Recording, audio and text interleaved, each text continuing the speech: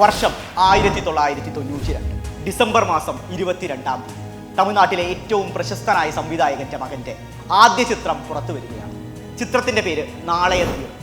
Cinema റിലീസായി 3-ാമത്തെ ദിവസം December 25-ാം തീയതി ലോകമെമ്പാടുമുള്ള എല്ലാ ജനങ്ങളും ക്രിസ്മസ് ആചരിക്കുമ്പോൾ ആ 18 വയസ്സുകാരൻ പയ്യൻ മാത്രം തൻ്റെ വീട്ടിലിരുന്ന് കരയുകയാണ്.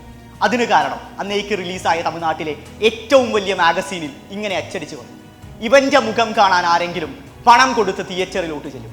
18 വർഷങ്ങൾക്കിപ്പുറം അതേ മാഗസീന്റെ ഫ്രണ്ട് കവർ പേജിൽ അവന്റെ മുഖം അച്ചടിച്ചു വന്നു. താഴെ ഒരു ക്യാപ്ഷൻ: അടുത്ത സൂപ്പർ സ്റ്റാർ. ഇന്ന് ലോകത്തുള്ള കോടിക്കണക്കിന് ആരാധകർ അദ്ദേഹത്തെ വിളിക്കുന്ന ഒരു ഓമന പേരുണ്ട്.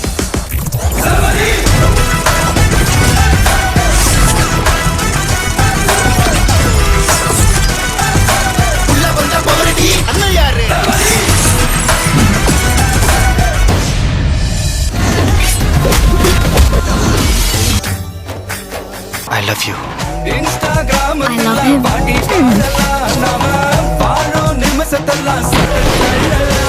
പറഞ്ഞു വന്നത് ജോസഫ് വിജയ് ചന്ദ്രശേഖരെ പറ്റി, സാക്ഷാൽ തലപതി വിജയെ പറ്റി തന്നെയാണ്. 1974 ജൂൺ 22-ാം തീയതി സംവിധായകൻ എസ്.എ. ചന്ദ്രശേഖരന്റെയും ശോഭയുടെയും മകനായി ജനിച്ചു. അനിയത്തി വിദ്യ അവന്റെ ജീവനായിരുന്നു. സ്കൂളില്ലാത്ത സമയം മുഴുവൻ അനിയത്തിയുടെ കൂടെയായിരുന്നു കുഞ്ഞു വിജയ് ചെലവഴിച്ചുകൊണ്ടിരുന്നത്. എന്നാൽ വിജയുടെ 10-ാം വയസ്സിൽ അനിയത്തിയുടെ 3-ാം വയസ്സിൽ ക്യാൻസർ ബാധിതയായി വിദ്യ മരണപ്പെടുകയാണ്. പൊതുവെ എല്ലാവരോടും സംസാരിക്കുന്ന വിജയ് അതിനുശേഷം ഒട്ടും തന്നെ സംസാരിക്കാതെയായി. പഠനത്തിൽ വളരെയധികം പുറകോട്ട് പോയി. വീട്ടിൽ ആരോടും മിണ്ടാതെ ഒറ്റ മുറിക്കുള്ളിൽ മാത്രമായി വിജയ് ഒതുങ്ങി. കാലം വായിക്കാത്ത നഷ്ടങ്ങളില്ല എന്ന് പറയാറുണ്ട്. പക്ഷെ ചില നഷ്ടങ്ങളും ഓർമ്മകളും മനസ്സിന്റെ കോണിൽ അങ്ങനെ തന്നെ നിലനിൽക്കാറുണ്ട്. എന്നാൽ അതിൽ തട്ടി കാലിടറി വീഴാതെ മുന്നോട്ട് നടക്കുമ്പോഴാണ് വിജയം. അത് തന്നെയാണ് തലപതി വിജയ്. പിന്നീട് അങ്ങോട്ട് ഒരു പിടി ചിത്രങ്ങളിലൂടെ വിജയ് തമിഴ് മക്കളുടെ മനസ്സിലിടം നേടി. പൂവേ ഉണക്കാകവും, തുള്ളാതവണവും തുള്ളുവും, ഗുഷിയും ഗില്ലിയും പോക്കിരിയുമെല്ലാം തമിഴ്നാട് ബോക്സ് ഓഫീസിൽ പ്രകമ്പനം സൃഷ്ടിച്ചു. എന്നാൽ 2007 മുതലുള്ള കാലഘട്ടം വിജയ് സിനിമകൾ ഒന്നൊന്നായി പരാജയപ്പെട്ടുകൊണ്ടിരുന്നു. വിജയുടെ 50-ാമത് ചിത്രമായി റിലീസ് ചെയ്ത സുറ ബോക്സ് ഓഫീസിൽ തകർന്നു. തമിഴ്നാട്ടിലെ തിയേറ്റർ ഓണേഴ്സ് പറഞ്ഞു, ഇനി ഈ ചിത്രത്തിന്റെ നഷ്ടം പരിഹരിക്കാതെ മറ്റൊരു വിജയ് ചിത്രം തങ്ങളുടെ തിയേറ്ററുകളിൽ റിലീസ് ചെയ്യില്ല എന്ന്. എന്നാൽ ഇതിനുള്ള മറുപടി വിജയ് നൽകിയത് 2021-ലാണ്. 2021 കോവിഡ് പ്രകമ്പനം സൃഷ്ടിച്ചുകൊണ്ടിരിക്കുന്ന സമയം, തിയേറ്റർ വ്യവസായം തന്നെ തകർന്നടിഞ്ഞുകൊണ്ടിരിക്കുന്ന സമയം, എല്ലാ സിനിമകളും OTTക്ക് മാത്രമായി നൽകിക്കൊണ്ടിരുന്നു.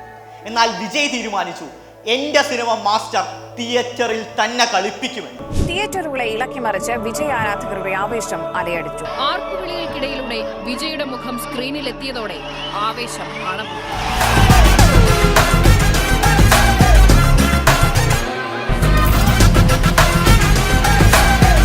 തകർന്നടിഞ്ഞുകൊണ്ടിരുന്ന തിയേറ്റർ വ്യവസായത്തെ കൈപിടിച്ചുയർത്താൻ രക്ഷകൻ എന്ന് കളിയാക്കി പറഞ്ഞ അതേ രക്ഷകൻ വിജയ് തന്നെ വേണ്ടി വന്നു. തന്റെ ജാതിയും മതവും പറഞ്ഞ് അധികാരത്തിന്റെ ഹുങ്കോടുകൂടി തന്നെ വേട്ടയാടിയവർക്ക് മറുപടി കൊടുക്കാൻ വിജയ്ക്ക് വേണ്ടി വന്നത് ഒരേ ഒരു സെൽഫി മാത്രമായി.